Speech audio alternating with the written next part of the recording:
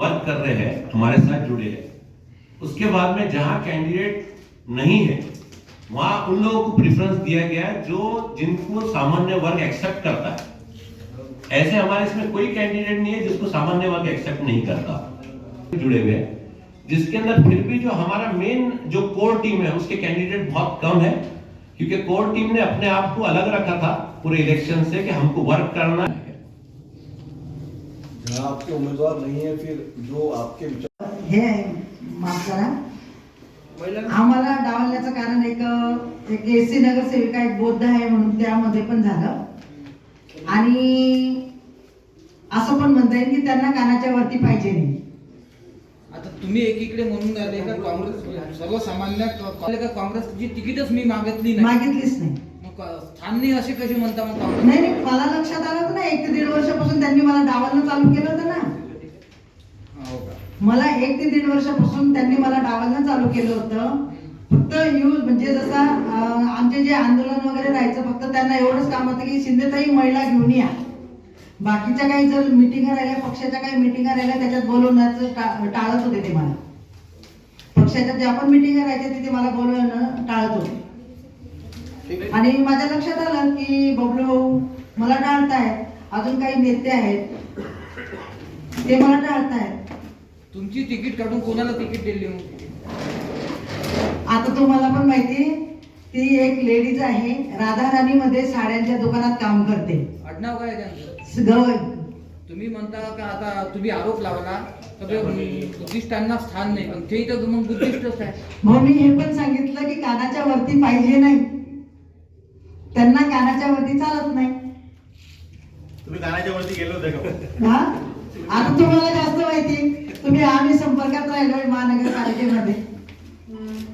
बरं, तुम्ही 2012ची पहिलीच निवडणूक लढवली होती का त्याच्या आधी निवडणूक लढवली होती? 2012ची निवडणूक लढवली. नाही, त्याच्या आधी कोणती निवडणूक? त्याच्या आधी नाही. 2012ला कोणत्या पक्षाकडून लढले होते? युवा स्वाभिमान करणार, नंतर 2017 मध्ये काँग्रेसमधून. काँग्रेसकडनं. युवा स्वाभिमान मध्ये जेव्हा लढले तेव्हा मी सौ शोभा रवींद्र शिंदे, प्रभाग क्रमांक 8 जोग स्टेडियम चपराशीपुरा. मी वंचित बहुजन आघाडी या पक्षाकडनं निवडणूक लढत आहे, आणि काँग्रेस पक्षाला मी तिकीट मागितली नाही, आणि त्यांनी मला काही डबल बोलवलं नाही की या शिंदेताई तुम्ही पक्षामध्ये येता का, तुम्हाला तिकीट द्यायचं का, तुम्ही काही म्हणजे आमच्याशी काही चर्चा केलीच नाही. शहर अध्यक्षांनी, जयश्री वानखेडेंनी पण काही रिस्पॉन्स दिला नाही, बबलू भाऊंनी पण रिस्पॉन्स दिला नाही, जे मोठे नेते आहेत त्यांनीही काही म्हटलं नाही. शेवटपर्यंत आम्ही पक्षाशी निष्ठावान राहिलो, प्रत्येक मीटिंग प्रत्येक आंदोलनमध्ये आम्ही सहभागी राहिलो. पण शेवटच्या क्षणी काय माहिती त्यांच्या मनात काय आलं, आणि आम्हाला वंदनाताई कंगाले आणि मला का डावलण्यात आलं हे आम्हालाच कळालं नाही. बिलकुल आम्ही बौद्ध आहेत म्हणूनच डावलण्यात आलं त्यांना. आणि त्यांना कानाच्या वरती पाहिजे नव्हतं, कारण की पहिल्यांदा ते घेतात पण दुसऱ्यांदा हुशार होऊन जातं महानगरपालिकेमध्ये, त्याच्यामध्ये त्यांना काही करता येत नाही. म्हणजे दुसऱ्यांदा नगरसेवक जर निवडून आला तो हुशार होऊन आपले कामं बरोबर करत असतो. आम्हाला दोघींना, आमच्या दोघींच्याच मध्ये का नवीन संधी द्यायची होती, मग ते पण तर जुने नवीन पाहिजे. हां, आसमा फिरोज खान आणि स्वतः बबलू भाऊ शेखावत यांनी पण चेंज करायला पाहिजे होतं, आम्ही दोघीच का? शोभा रवींद्र शिंदे, प्रभाग क्रमांक 8 जोग स्टेडियम चपराशीपुरा. वंचित बहुजन आघाडी आणि जे आहे पक्ष, त्या प्रभागातून मी या पक्षाकडनं लढत आहे. मी काँग्रेसची तिकीटच नाकारली. मला काँग्रेसची तिकीट मला त्यांची द्यायची तयारी होती, पण मी नाकारली. मला त्याच्याकडनं पाहिजे नव्हती, कारण की त्यांनी मला 1 ते 1.5 वर्षापासून थोडंसं डावलणं चालू करून दिलेलं होतं. त्याच्यामुळे मी काँग्रेस पक्षाचा फॉर्मही भरला नाही, आणि काँग्रेसला मी तिकीटही मागितलं नाही.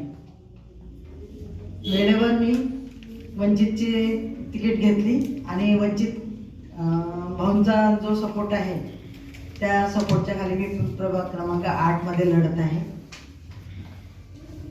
तिकीट न मागण्याचं काय कारण? मी सांगितलं की मला 1 ते 1.5 वर्षापासून डावलण्यात येत होतं. लेकिन अगर आपको कांग्रेस की टिकट नहीं होना था तो फिर आप एक समय पर वंचित थे, समय पर क्यों गए वंचित थे? फिर दूसरा ऑप्शन तो आपके पास बहुत सारे खुले थे, वंचित में भी आप पहले जा सकते थे 1 महीना. नाव महेंद्र कंगाले. मी 2012 पासून निवडणूक लढवत आहे. 12 मध्ये मी प्रभाग क्रमांक 13 म्हणून मालटेकडी होता.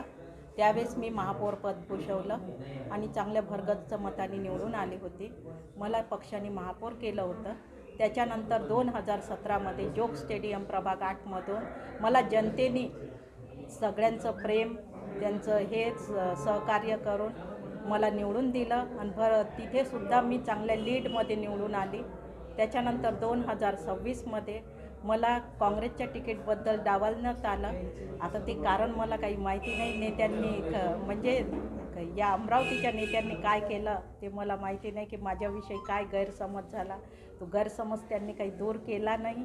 म्हणे की तुम्ही आता आम्ही दुसऱ्यांना तिकीट देतो बा, असं नंतर वेळेवर दिलं. आणि त्यानंतर मला पटेल सर आणि मेश्राम भाऊ यांनी मला वंचित बहुजन आघाडीची तिकीट दिली आणि मी ते रात्री फॉर्म भरला आणि त्याच्यानंतर मी आता या ठिकाणी 2026मध्ये प्रभाग जोग स्टेडियम 8 इथून मी निवडणूक लढवित आहे बहुजन आघाडीमधून आणि पॅनलसुद्धा मी निवडून आले.